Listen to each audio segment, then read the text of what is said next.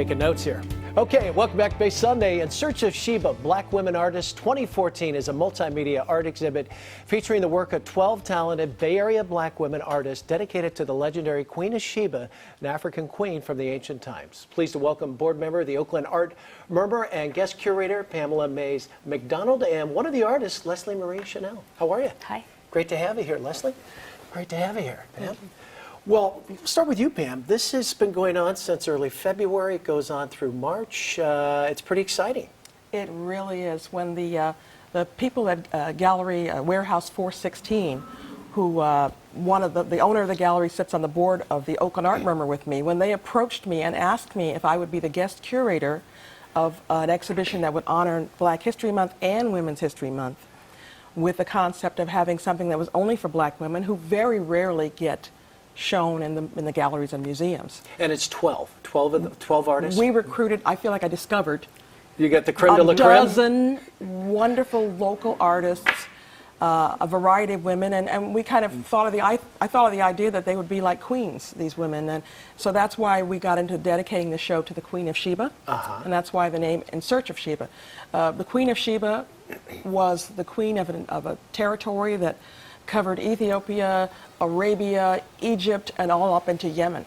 And she's written about in most of the holy books. She's in the Old Testament, the Talmud, the Holy Quran. She was an international celebrity. Some people have said she was like the Beyonce of her time. Oh, there you go. 3,000 years ago. 3,000 years ago. To put it in contemporary terms, right? Yes. And you've got a terrific artist here, yes, who's a little humble, we might add. Leslie, what's it been like to showcase your work? And I guess you're getting great feedback, and from what Pam tells us, it's selling too, which is a bonus, huh? Yeah, it's amazing. It's one of those things that fell together in an unexpected way. You know, you spend years and years submitting your stuff and asking people to show it, and nobody will.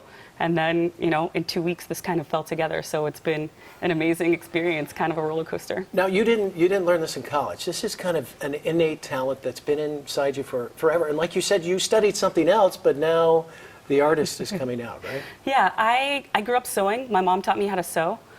In college, I studied psychology and Spanish. That's what I was interested in. I'm a very curious person. Most people know that about me. But this is how I express myself. And it's just such a part of me. And this is your first exhibition, right? No. You've done some others? Yeah, I've had others. Yeah, you've been around a little bit? Yeah, your work has? Just not in Oakland. Not in Oakland? Not in Oakland Art It's my Murmur. first time in Oakland. Oh, very good. And tell us exactly, describe your art if you can. Okay, so what I'm showing at In Search of Sheba, I have two works on exhibit. One is called Confederate Articles, and what I did was use the geometries found in the Confederate flag to pattern 4 garments. And then I wore those 4 garments every day for 5 months, and I took a self-portrait every single day. And here you are right here. Yeah. Describe it. So they're kind of conceptual garments, and they're also multifunctional, so they can all be manipulated by the wearer into different shapes and forms. And I just had a lot of fun with it. It was supposed to last for a year, but I only got through 5 months. Wow, and it looks like a lot of fun, you know? Oh yeah, it was great. Great stuff, and you're beaming over there. Yeah, I'm so proud of her conceptual thinking. As a former museum director here at the Fine Arts Museums of San Francisco, the DeYoung Museum, the Legion of Honor, Museum of the African Diaspora, and working around the world in museums, I know how to recognize good quality art. But I've always worked with a lot of dead artists and people who are older. For me, having a chance to work with a young, vibrant artist whose career is on the upswing is just a wonderful opportunity. I think you may be seeing on screen now some of the work of a couple of the other artists a couple of the other young artists from In Search of Sheba. This is by the artist Corey Pillows, who's been making her living selling photographs and things of her art at the flea market, at the farmer's market in Oakland. And for her to be in a gallery show, it's her very first opportunity, but her work is tremendous. And is there some bonding? Have you met the other artists? Have you become friendly with the other 11 ladies? Oh yeah. Oh yeah. There's one other artist that her aesthetic blends so nicely with a lot of my fashion stuff that I want to hire her now to help me with some of my fashion line. So yeah, it's been a great opportunity to just network and find new community and have fun. And Pam, tell us once again where it's at and how long does it run? All right, it runs until March 22nd. It's at Warehouse 416, so you're going to go to warehouse416.com.